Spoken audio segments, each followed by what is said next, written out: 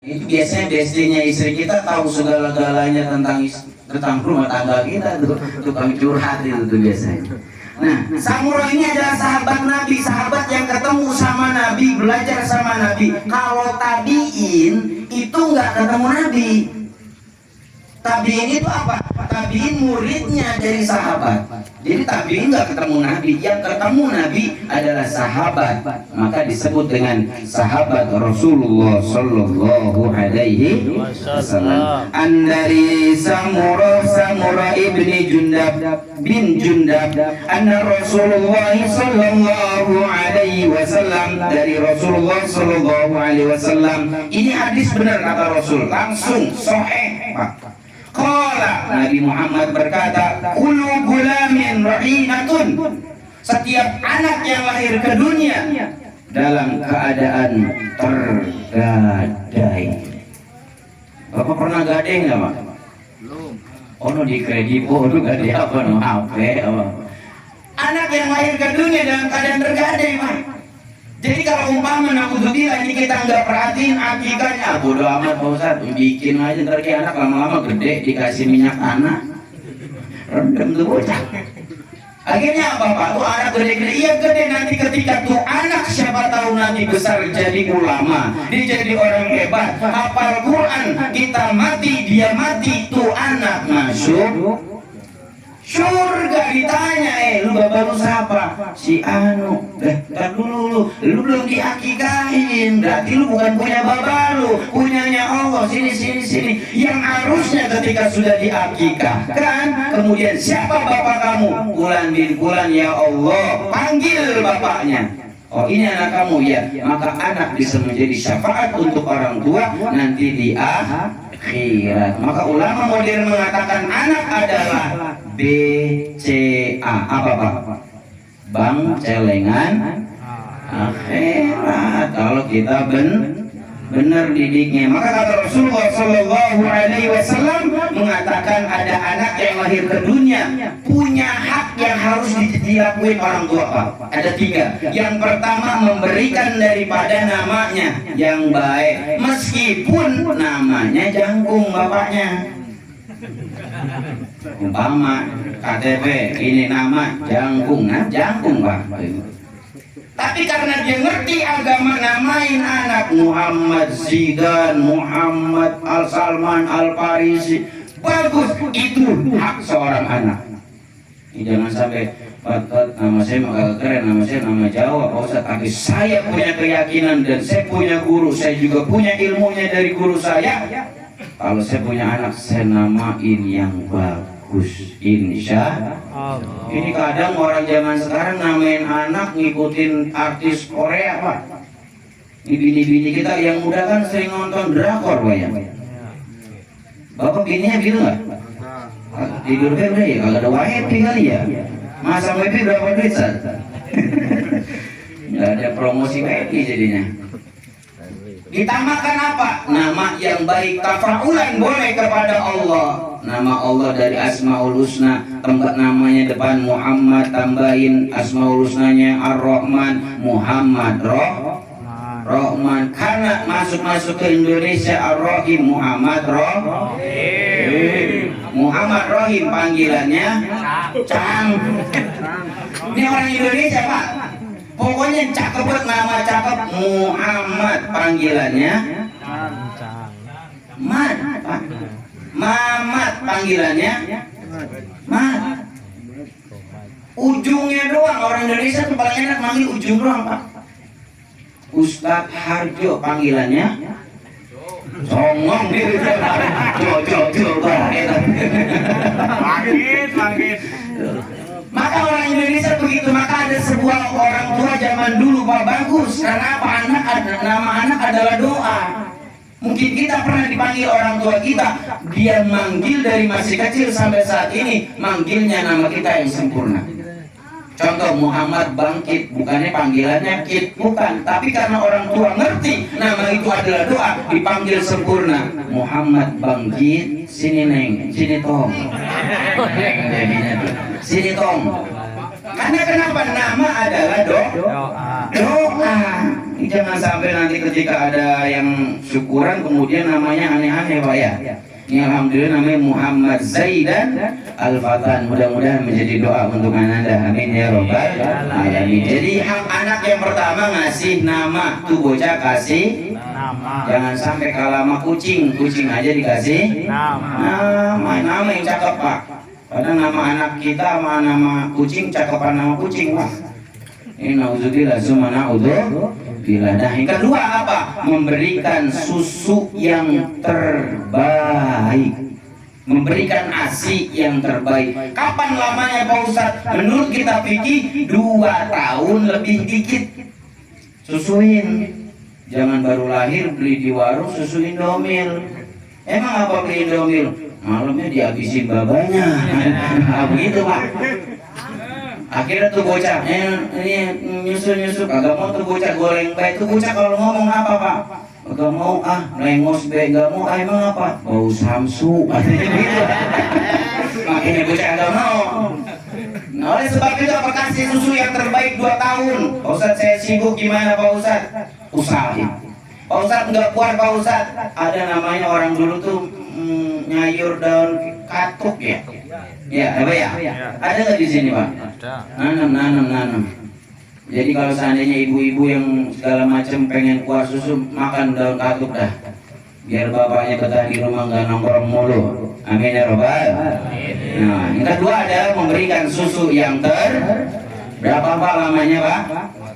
Nah, harus tahu juga tuh 2 tahun lah lebih. Yang ketiga apa? Kewajiban anak yang harus penuhi apa? Memberikan pendidikan yang terbaik. Apa itu? Dari sejak dini. Lahirlah dia, ulama kita mengajarkan tuh lahir. Allahu Akbar, Allahu Akbar. Diapain? Azan. Udah belum? Jangan sampai kayak yang di TikTok Pak.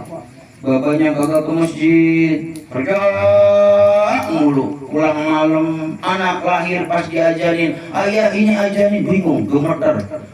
Allahu Akbar, Allahu Akbar, Allah. Lah, takbiran Pak, bukan ajar lagi nih. Salah ya katanya tuh. Maka harus diajarin kuping kanan, Allahu Akbar, Allahu Akbar. Allahu Akbar, Allahu Akbar sampai selesai. Kuping kiri komatin Allahu Akbar, Allahu Akbar, syadallah. Buat apa fungsinya? Karena kullu mauludin yuladu 'alal fitrah. Anak yang lahir ke dunia dalam keadaan suci, maka sesuci-sucinya anak tergantung bapaknya, tergantung ibunya. Didiknya apa? Kalau masih kecil, bayi nangis, disetelin lagu Al-Qur'an, insya Allah bocah hafal Qur'an. Tapi kalau bapaknya doyan dangdut, ntar bocah gede nyawer Pak, ribet. Maka apa? Ayo dari masih kecil ajarin yang baik. Sambil nyusuin, sambil gendong, sholawat boleh, baca Quran boleh, kata-kata yang baik. Kemudian yang ketiga, memberikan pendidikan yang terbaik. Apa? Satu, nanti kalau udah gede Pak nih, kasih pendidikan yang terbaik. Lihat sekolahnya.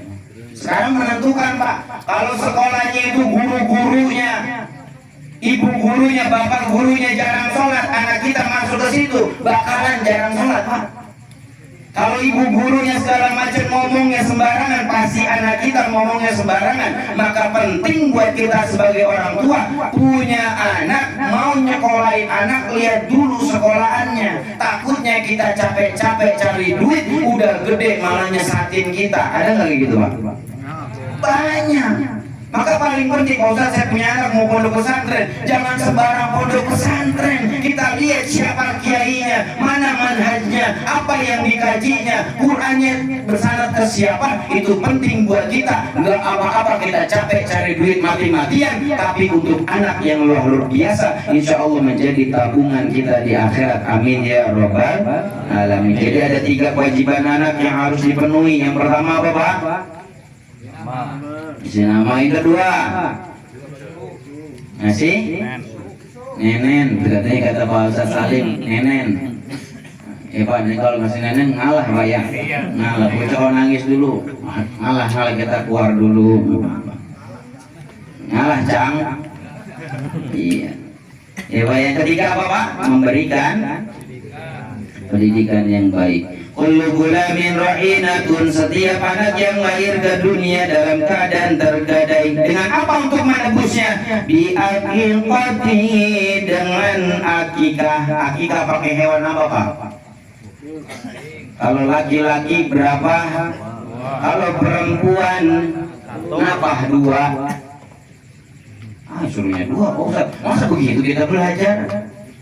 Karena 2 sebagai laki-laki pemimpin, ar-rijalu qawwamuna 'alan nisa. Laki-laki adalah pemimpin perempuan, makanya anak laki-laki 2 Pak. Kalau seandainya ada 4 laki-laki, berarti berapa tuh?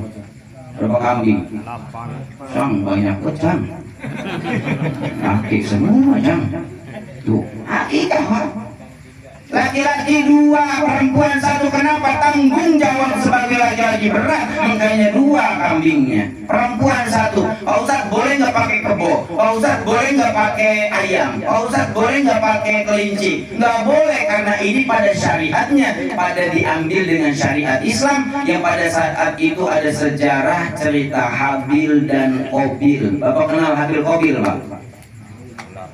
Nah, dengar tak tahu kenalan di mana? Kita si Bitung kali sono ya.